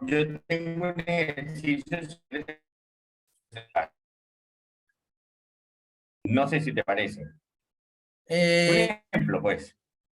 Profe, y lo puede compartir. Es más, antes de intervenir el profesor Julio, yo les hago una pregunta. ¿Ustedes ya vieron el material de apoyo? Sí, señor. No. Allá hay un documento que explica muy bien cómo es el concepto de equilibrio del mercado y cómo se halla. Perfecto. Es un documento, es un ejercicio, mejor dicho, un ejercicio resuelto del equilibrio del mercado. ¿A dónde, profe? ¿A dónde están? El material de apoyo está en muchos sitios. Está en su correo institucional, está en su correo interno, está en su foro de aprendizaje. En el foro, sí. Está en noticias del curso. En el foro se encuentra. ¿Sí? Hay 4 rutas para encontrar el material de apoyo. Lo importante es que estemos pendientes de los correos. El foro de aprendizaje es el aula de clase. Yo no puedo saber qué está haciendo el profesor si no entro al salón, ¿cierto? Yo tengo que ir al salón a ver qué está haciendo el profesor, qué está dejando allá, qué están haciendo mis compañeros, cómo puedo aportar. Por eso ingresar al foro es tan importante, para mirar qué recursos. Ahí encuentro la invitación a la web, al CIPAS, al Bilerni. Encuentro muchísimas cosas porque es mi salón de clase. Tengo la oportunidad de ir al salón a decirle al profesor cómo voy. Miren mi trabajo. ¿Sí? Bueno. Profe, tenemos que QD va a ser igual a Q. Pero el profesor Julio, es igual a cantidades demandadas. ¿Cómo estamos de tiempo? Son las 7:11. Bueno, listo. Profe Julio, ¿usted puede compartir pantalla? Sí, claro. No, estoy inhabilitado. Eso ¿Si me pensé. permite compartir? Si me permite compartir, con mucho gusto. Pero creo que ya me dijeron cómo es. Voy a buscarlo aquí en el listado. 3 puntos. Y lo voy a convertir en anfitrión o anfitrión. Listo. Creo que ahora sí puede compartir. Vamos a ver si me deja. Listo. Listo, es rapidito el ejercicio. Ahí lo están viendo, ¿cierto? Sí, señor. Sí, señor. Bueno, listo. Muchachos, facilito. No te caes. Como en el ejercicio, estamos hablando de que en el equilibrio, los consumidores y productores se ponen de acuerdo en precios y cantidades a transar. Listo. Vamos a partir de dos funciones. Y lo que le estaba diciendo el profesor Germán, igualar la función demanda con la función oferta. Vamos a suponer que tenemos dos funciones. Son estas dos. Si la cantidad demandada es igual a 20 menos 4P y la cantidad ofrecida es 3 más 2P, ¿cómo hago yo para igualar? Miren que aquí, ¿cuál es la incógnita? Como les hablaba el profesor Germán, el término que no conozco es P. Entonces yo lo que tengo que hacer es lo de arriba, hacer que 20 menos 4P sea igual, hacerlo igual a 3 más 2P. Eso es lo que yo voy a hacer aquí. ¿Cierto? Mira, voy a hacer esto. ¿Sí están siguiendo, muchachos? Sí, señor. Sí, señor. ¿Listo? Sí, profe. Ahora recordemos nosotros, vámonos a matemática de bachillerato, cuando nos decía qué hacemos. Aquí hay dos cosas. Una, ¿qué es más fácil? ¿Trabajar con signo positivo o con signo negativo? Nos decían, es mejor trabajar con cantidades positivas. Listo. Entonces, la cantidad P la está acompañando en las dos funciones. ¿Cuál es la positiva y cuál es la negativa que está acompañando a P? 2 es positivo y 4 es negativo. Entonces, yo debo trabajar con cantidades. Como tengo que despejar P, voy a despejar con la parte positiva. Entonces, ¿qué hago? Cojo dejo en un solo ladito del signo igual las cantidades que tienen la incógnita. Entonces, la incógnita es menos 4P y 2P. Las voy a agrupar en un solo sitio. Entonces voy a hacer el salto del signo igual. Acuérdense que nos decían en matemáticas, cuando usted pasa en una igualación, pasa a hacer la función contraria. Profe, qué pena. Entonces, La ley no nos deja escuchar muy Sí, bien. no tiene el micrófono abierto en todo momento la compañera. Entonces, ¿qué hago yo? Cojo el menos 4P y lo voy a volver positivo. Lo llevo para el lado izquierdo a acompañar a 2P. ¿Cierto? Y entonces me quedaría así. ¿Sí? Y el 3 que está sumando al lado derecho lo pasa al lado izquierdo a hacer la función. Profe, ¿por qué apagan el micrófono? Disculpe, que la compañera apague el Disculpe, micrófono. la compañera Lady que apaga el micrófono. Profe, la verdad es que no se le está escuchando a usted, escucho más a la No se compañera. le entiende porque el bebé también hace bullita y no se escucha. Ahora sí. Bueno. Miren cómo quedó. Vuelvo acá. Esas son las funciones y la voy a igualar. Entonces pongo 20 menos 4P igual a 3 más 2P. Entonces voy a despejar P. Pero quiero trabajar con cantidades positivas. Entonces me llevo esa P menos 4P, me lo llevo para el lado derecho y lo paso con signo contrario. Como está con negativo, lo paso con positivo. Y dejo a un solo ladito las cantidades absolutas. El 3 lo paso para el lado izquierdo. Como aquí en el lado derecho está positivo, lo paso negativo y me queda así, de fácil. 20 menos 3P es igual a 2P más 4P, ¿correcto? Hago simplemente la operación. 20 menos 3, ¿cuánto es? Pues 17. Y 2P más 4P, ¿cuánto es? Pues 6P. Vamos a ver si estoy en lo cierto. Sí, estoy en lo cierto. Ahora ya estoy simplificando. Vuelvo a hacer. Entonces, ¿qué me está acompañando a P? Que es mi incógnita. El número 6. ¿Qué está haciendo el número 6 respecto a P? Multiplicando. Ahí no pasa a dividir. Entonces, lo paso a dividir, correcto. Entonces, esto me quedaría así. 17P sobre 6 igual a P. Y hagan esa operación a ver si es cierto que les da 2.88333. Listo, Julio. Y ya despejé el P. Y entonces ahora cojo arriba y reemplazo. Donde dice P, coloco 2.83333, hago la operación y me tiene que dar igual y listo. Eso era lo que quería acompañarlo, Germán. Sí, listo. Listo. Es que creo que hemos aprendido una cosa. Para los que de pronto tenían esa confusión de qué hago yo con dos ecuaciones, para qué sean ecuaciones, cómo hallo el equilibrio que me piden. Y es que cuando uno entra a la universidad tiene que tener unas competencias que trae del bachillerato y que hemos olvidado porque lleva mucho tiempo sin estudiar por muchas cosas. ¿Y qué nos exige? Que nosotros tenemos que volver a repasar esos conceptos porque están en carreras administrativas la mayoría y van a tener que desarrollar mucha matemática y ahí nos toca volver a coger un poquito, retomar el estudio para poder entender muchas de las cosas que vamos a tener. Y eso siempre pasa, la mayoría de los estudiantes han olvidado cosas tan sencillas como son las ecuaciones de primer grado. Bueno. Condición. Los resultados de reemplazar P en cada una de las ecuaciones me tiene que dar sí o sí cantidades iguales. Si a mí no me dan cantidades iguales, reemplazando ese valor del P que es PG y reemplazándolo en cada una de las ecuaciones, algo hice mal. ¿Sí? Porque no va a haber equilibrio. El precio supuestamente igual para ambos, pero las cantidades diferentes. Y la definición de punto de equilibrio es que es un precio común, tanto para cantidades que se demandan como para cantidades que se ofertan sean iguales. Entonces, esa es un requisito. Bueno. Yo perdí por acá dónde está la herramienta para volver otra vez a la presentación. Estoy viendo la pantalla completa, pero no sé qué se me hizo. Veamos a ver, presentado y ya lo tengo nuevamente.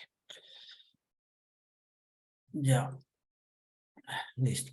Entonces, entendido el concepto de equilibrio.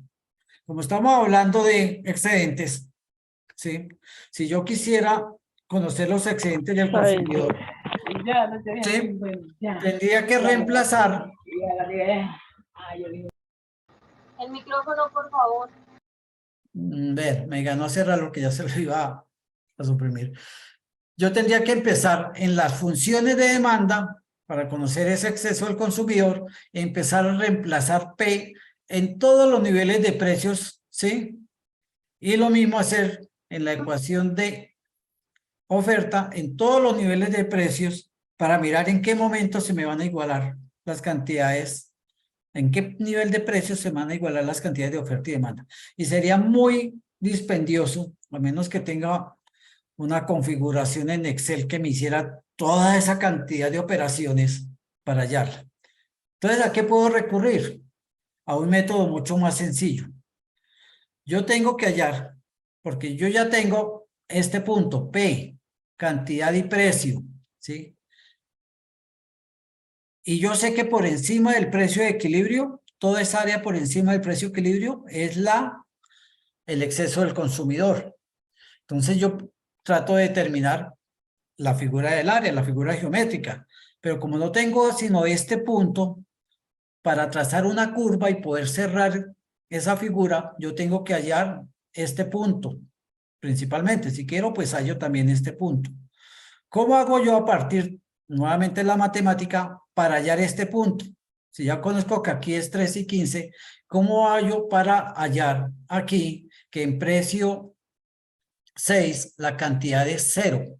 Para poder unir este punto aquí en 6, precio 6 con cantidad 0, con este punto y trazo la curva para poder tener ese triángulo. Pues recurro nuevamente a la misma función. ¿Qué es lo que no conozco acá? El precio. ¿Conozco la cantidad? Sí, porque este punto aquí está sobre cantidad 0. Cualquier precio, sea 3, sea 4, sea 5, sea 6, sea 2, sea 1, la cantidad es 0. Porque un punto sobre la línea, sobre el eje, la cantidad es 0. ¿Cuándo empiezo a sumar cantidad? Cuando yo me empiezo a desplazar a la derecha, empiezo a sumar cantidad. Pero yo no quiero hallar el punto por acá, ni por acá, ni por acá. Yo lo quiero hallar acá porque tengo que cerrar el espacio o el área por encima de esta línea de equilibrio. Entonces utilizo otra vez la ecuación. No conozco el precio, pero conozco la cantidad. Entonces en la ecuación de demanda, en la función de demanda coloco 0, que es cantidad, es igual a la función con precio 0 y empiezo a despejar.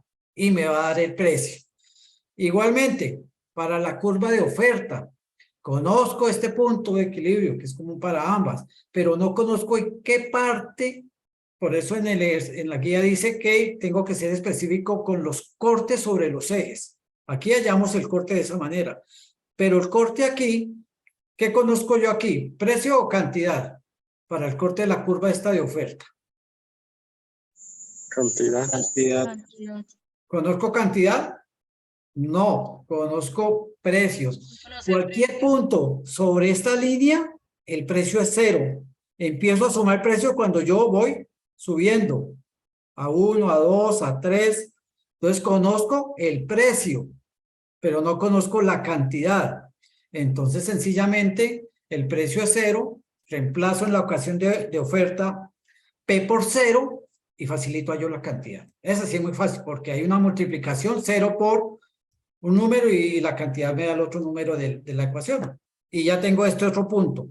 Y uniendo este punto, que lo conozco desde el principio que hallé el equilibrio, con este otro punto que yo hallé aquí, precio 0, cantidad, la que me dé, ya tengo cerrado esta otra área. ¿Qué sigue? ¿Quién me deduce que sigue ya teniendo cerradas las dos áreas, identificadas las dos áreas, por encima y por debajo de la situación de equilibrio? Para hallar ese excedente. Me dicen, hay el excedente del consumidor. Yo ya hice la gráfica, ya hice este triangulito, ya hice la otra figura aquí que me salga. Y entonces, ¿ahí qué sigue?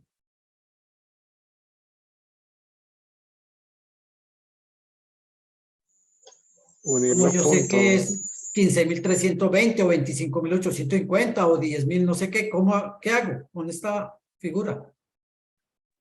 Establecer el precio. No. Si yo quiero hallar esta área, ¿qué es? Un triángulo. ¿Qué conocimiento necesito? Geometría. ¿Cuál es el área del triángulo? Área, base por altura. Base por altura sobre 2. Sobre 2. Simple. Yo primero hago la gráfica. Ya tengo las dos áreas, por encima y por debajo del punto de equilibrio, por encima excedente del consumidor, por debajo excedente del productor.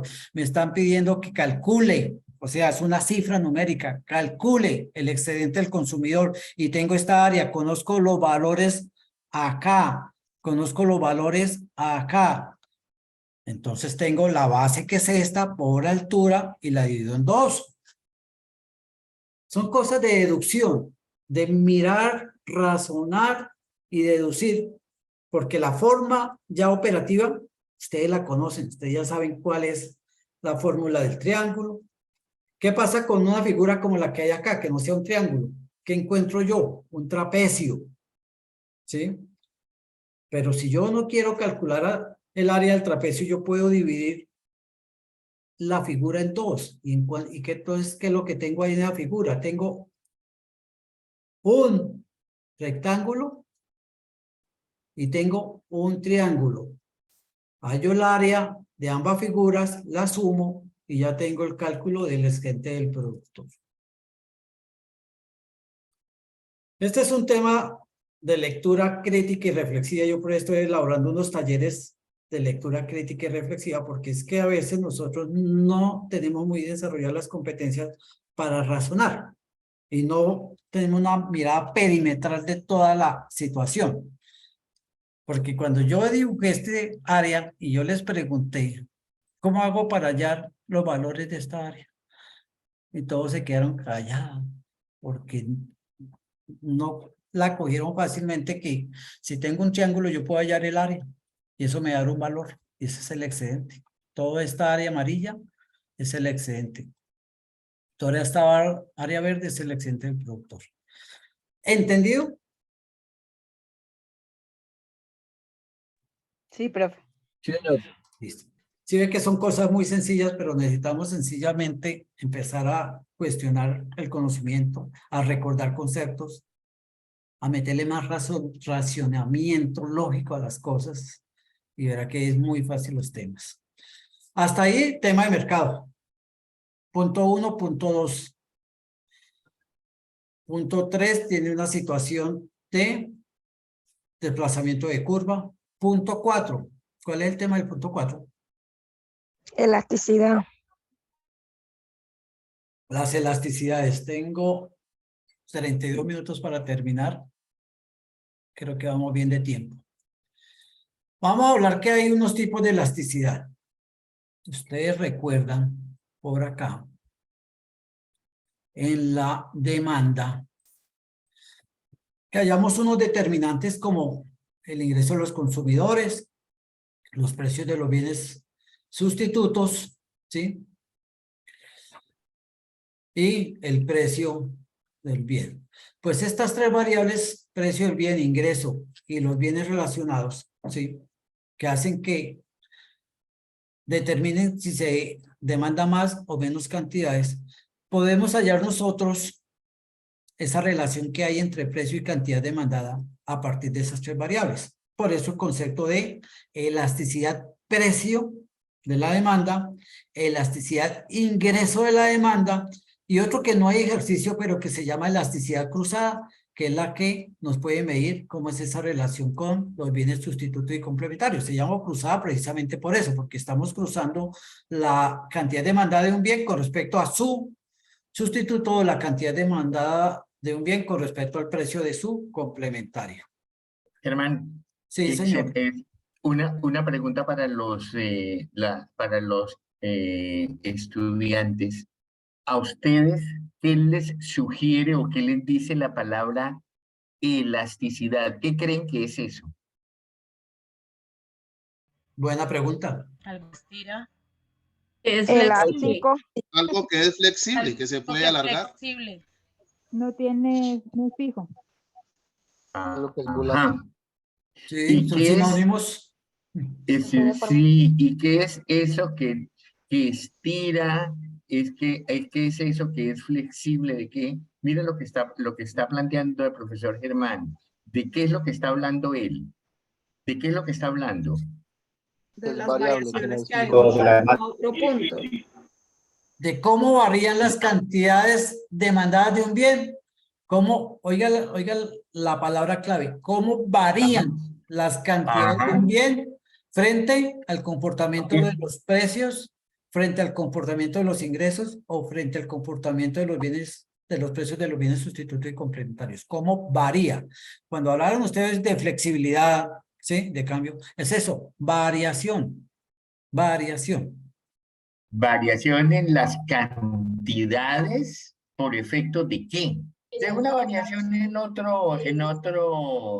variable. ¿Qué variable?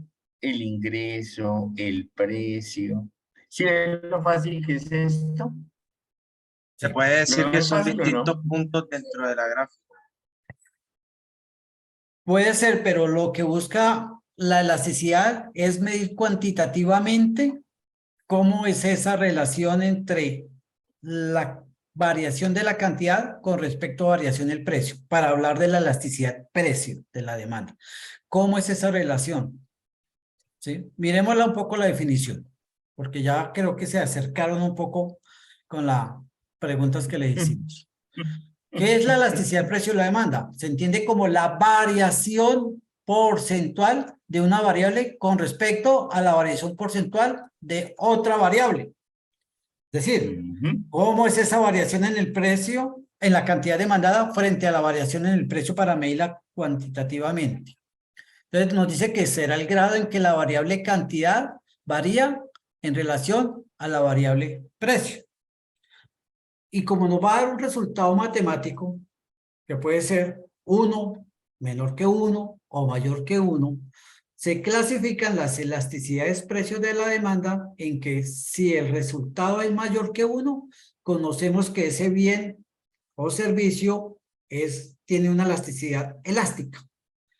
Pero que si el resultado es igual a 1, podemos hablar que es una elasticidad unitaria, y si el resultado es menor que 1, vamos a hablar de que es un bien inelástico.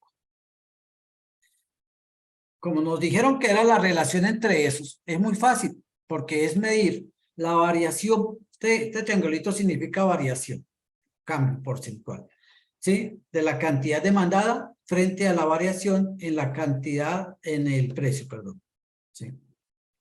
Y nosotros mirando cuando tenemos un precio y otro precio, sencillamente miramos porcentualmente cuánto varió. Si tenemos una cantidad, 100, y tenemos 150, ¿cuál sería la variación porcentual cuando pasamos de 100 a 150?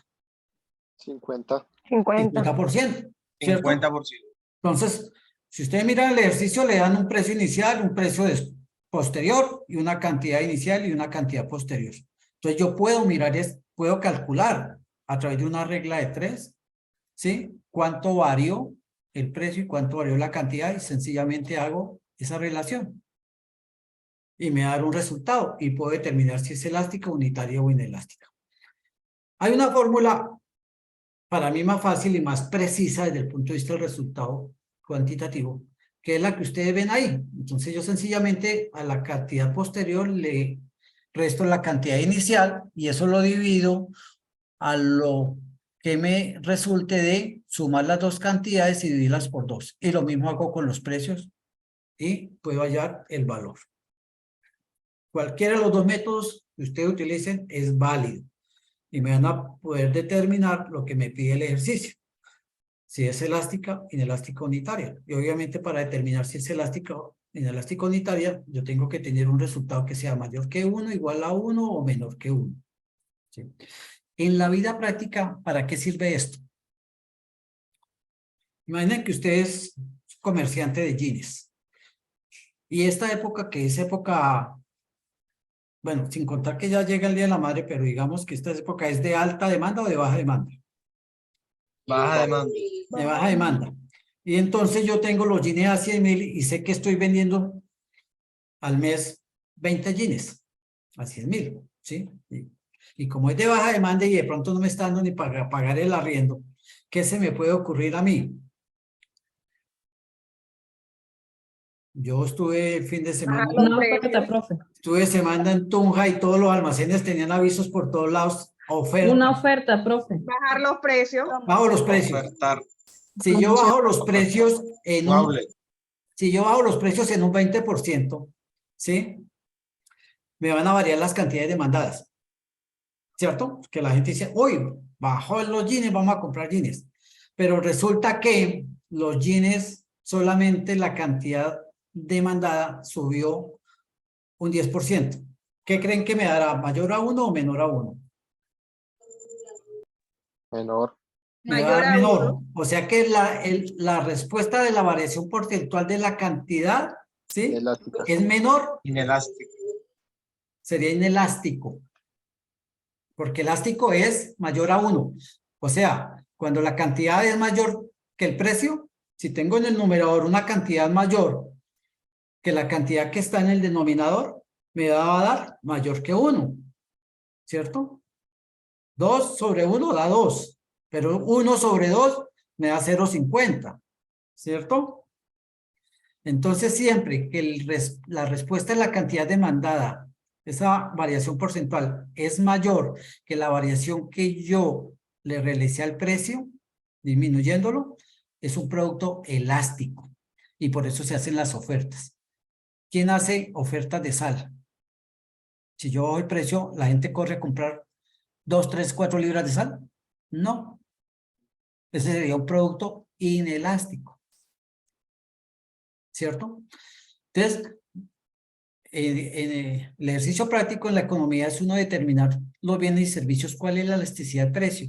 Y cuando yo veo y hago el ejercicio, quiere decir que al aumentar la cantidad demandada porcentualmente frente a la disminución porcentual que hago del precio, me van a aumentar a mí los ingresos.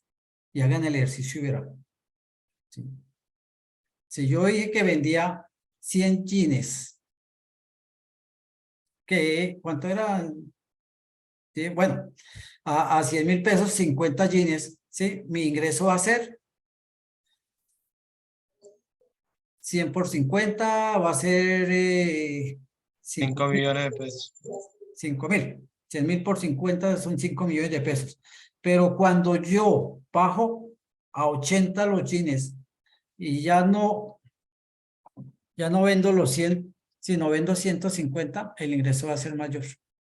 Y acuerden que yo gano porcentaje sobre el ingreso final. Por eso es que se hacen las promociones, pero se hacen solamente con productos que sean elásticos. ¿Cuáles productos podríamos nombrar elásticos? ¿La ropa es elástica? Sí. ¿Los pasajes aéreos son elásticos? Sí.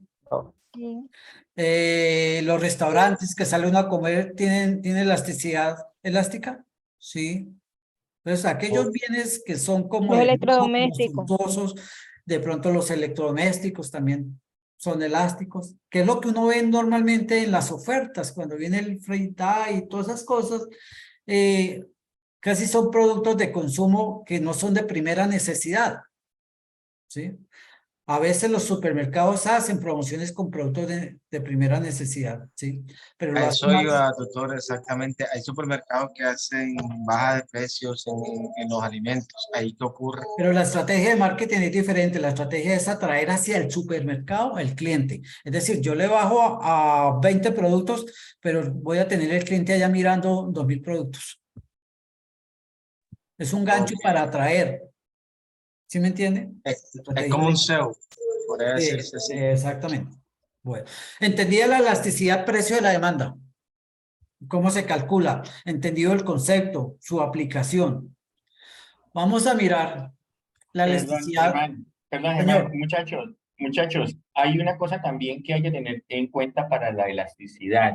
Depende de el tipo de bienes, porque, por ejemplo, ahorita el profesor Germán les estaba explicando que la ropa, entonces uno mira porque dependiendo del mercado y la demanda, cómo se comporte, hay unos bienes que la demanda reacciona mucho más ante un movimiento en el precio o en el ingreso y otros muchos menos. Entonces, no es lo mismo, por ejemplo, el negocio de los jeans o de los zapatos al whisky o la cerveza. Entonces, obviamente, dependiendo del bien, hay que tener en cuenta cómo es ese comportamiento y mirar a ver, pues obvio, como es la demanda, por ejemplo, en dos cosas, en dos bienes, la cerveza y los jeans. La gente que más proclive a consumir, cerveza o jeans, por el precio también. Entonces, obviamente que la cerveza le van a mover con un poco que le disminuyan el precio, la demanda se incrementa. En cambio, los jeans de pronto tienen que disminuirle más el precio para que la demanda se incremente significativamente. Entonces, también hay que mirar con detalle cada uno de los bienes dependiendo del mercado en que se esté moviendo. Y esto lo relaciono con uno de los principios de la economía. El segundo principio, ¿se acuerdan? Perfecto. Pensamiento marginal. No. El costo de oportunidad. Si yo tengo 100.000 para comprarme un jean y me convence que me vaya de rumba y me gasto, yo tengo que mirar para tomar una decisión de ganancia marginal. Sí, voy, pero me los gasto y mañana amanezco sin la posibilidad de tener mi jean. ¿Sí? Exacto. ¿Qué disfruto más? ¿Irme de rumba o ponerme jean? Sí. Sí, y entonces, ¿a qué renuncio? ¿Al millín o renuncio a pasar una noche de rumba con mis amigos? ¿A qué renuncio? Costo de oportunidad. Bueno. Listo.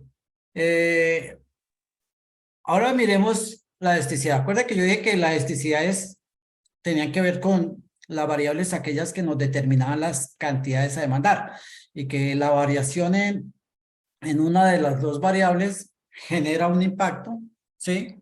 Un cambio de variación también en la otra. Y tiene que ver con los ingresos. Siempre dijimos, y al principio yo dije, si nosotros tenemos más ingresos, demandamos más bienes. Entonces, cuando hacemos esa relación, que tiene el mismo concepto de definición de la elasticidad de precio, es medir el grado en que varía la cantidad demandada frente a la variación de mi ingreso. Porque es obvio que si yo tengo menos ingresos, demando menos, y cuando tengo más ingresos, demando más. Pero ¿cómo lo hallo una respuesta cuantitativa a esa relación entre ingreso y cantidad demandada? Pues se hace exactamente lo mismo. Relaciono la variación porcentual en la cantidad demandada frente a la variación porcentual de mi renta o ingreso. Y también podemos utilizar esta fórmula. La cantidad demandada posterior menos la cantidad individual sobre la cantidad inicial dividido en el ingreso posterior menos el ingreso inicial dividido en el ingreso inicial. ¿Sí? Pero igual, aquí hay una clasificación en el resultado, porque puedo hallar diferentes tipos de elasticidad renta con base en el resultado. Cuando mi resultado es menor a 0, yo puedo clasificar que se trata de un bien inferior. ¿Qué significa? En relación con el ingreso, ¿qué pueden ustedes deducir?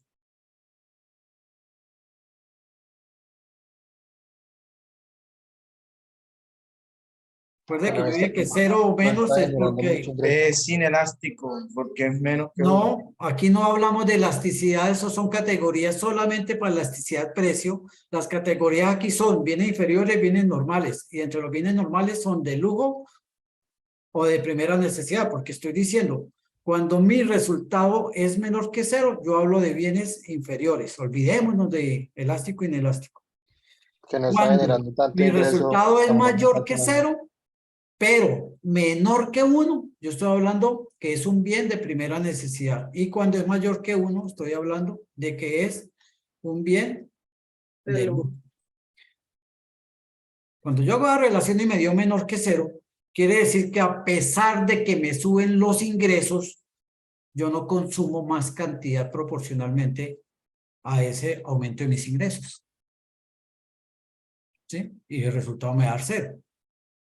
Pero cuando el aumento de mis ingresos, o mejor, la cantidad demandada de un bien es mayor al aumento de mis ingresos, ¿sí?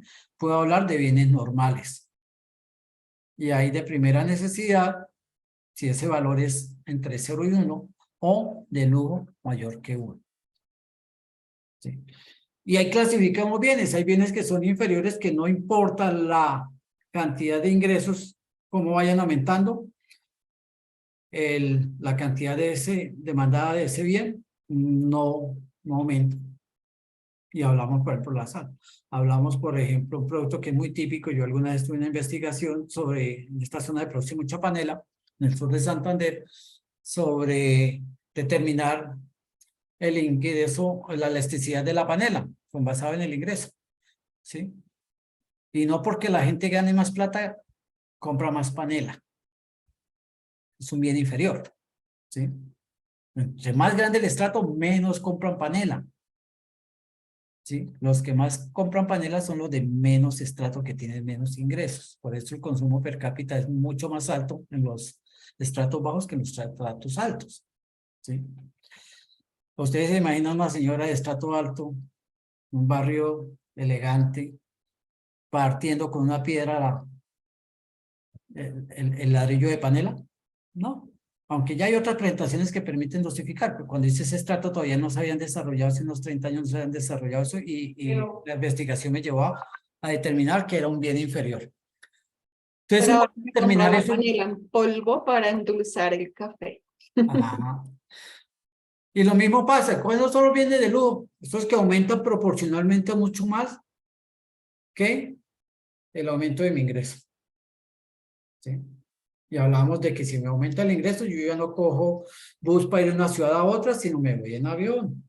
Entonces, ¿sí?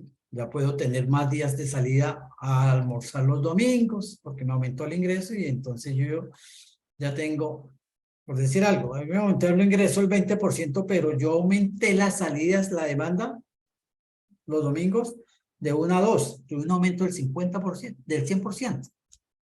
¿Sí me entienden? Entonces digo, los restaurantes tienen catalogados como bienes de lujo, porque al medir la elasticidad de ingresos sí me dio. Bueno.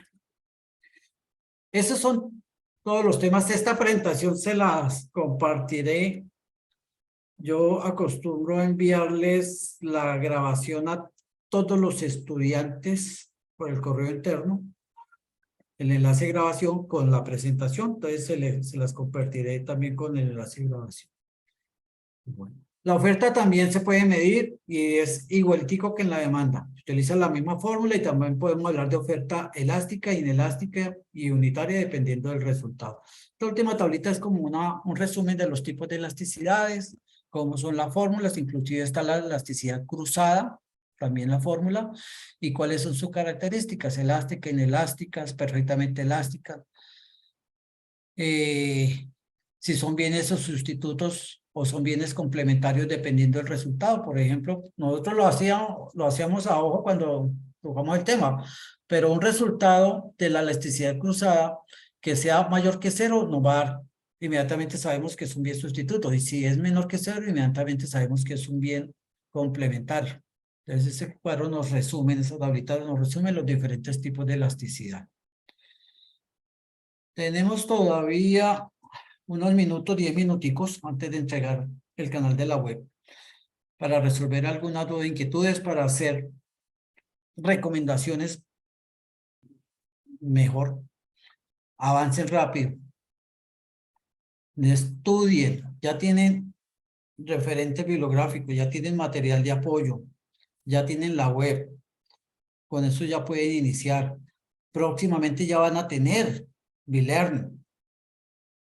¿Sí? Van a tener CIPAS. Alguien escribía en el chat que ojalá nos dedicáramos a hacer ejercicios, se nos iría el tiempo y no abordaríamos los conceptos que quiero que comprendan y aprendan de todos los elementos de esta unidad. Los CIPAS son orientados más al desarrollo de las tareas de la guía, entonces los CIPAS no se van a otra vez a repetir lo que ustedes ya pudieron estudiar en el material bibliográfico, en el de apoyo y en la web, sino se van a desarrollar los CIPAS para hacer acercamiento a los propios ejercicios de la guía. ¿Sí? Por eso es importante que, yo como fui a la web no voy a ni a BeLearn ni CIPA. No, son cosas diferenciadas. Los BeLearn, como ustedes pudieron ver, ¿qué cambió el BeLearn? ¿Qué vieron ustedes en el BeLearn? Que se hace una contextualización del tema mediante un video, una pequeña relatoría del concepto y luego se hace una actividad lúdica de un torneo de conocimientos. ¿Sí se recuerdan? Hicimos en el... ¿Ya pasó? Señor. Sí, señor. Sí, profe. Ahí es como apoyar de manera conceptual y con otra mirada y con otra metodología los temas. Y los CIPAS son súper importantes y los CIPAS son los que menos participación están haciendo los estudiantes, porque es cuando el docente sí se puede dedicar a hacer varios ejercicios, obviamente no el de la guía, pero pueden hacer varios ejercicios que los van a orientar mucho más. Asistan a los CIPAS, por favor. Señora. Profe, buenas noches, qué pena. Lo que pasa es que uno quisiera asistir a todos, pero lo que pasa es que a veces se cruzan los CIPAS, los horarios. Entonces, a uno le queda difícil y pues uno quisiera estar en todos, pero le es bastante difícil. Y no es lo mismo ver la grabación que estar en el CIPAS de una. Claro, porque son momentos sincrónicos, ¿sí? La grabación es asincrónica. No están en el mismo momento docente con estudiantes. Está una grabación, estoy viendo algo que ya pasó. Pero entonces recurran al acompañamiento del docente cuando yo no puedo asistir, ¿sí? Porque era más importante otro curso, este ya más o menos lo voy entendiendo, el otro todavía no he entendido nada, entonces asisto al otro curso, web, CIPAS o Bileni que tenga otro curso. Entonces, consultémoslo vía Teams, consultémoslo exponiéndole los avances que tengo para que él me retroalimente y me diga, va por buen camino o debe retomar este aprendizaje, ¿sí? El apoyo del docente es fundamental y ese apoyo se da a través de los diferentes canales, por correos o en el foro. Un estudiante que... Tengo a alguien por allá con el... Sofía. Ya, sí.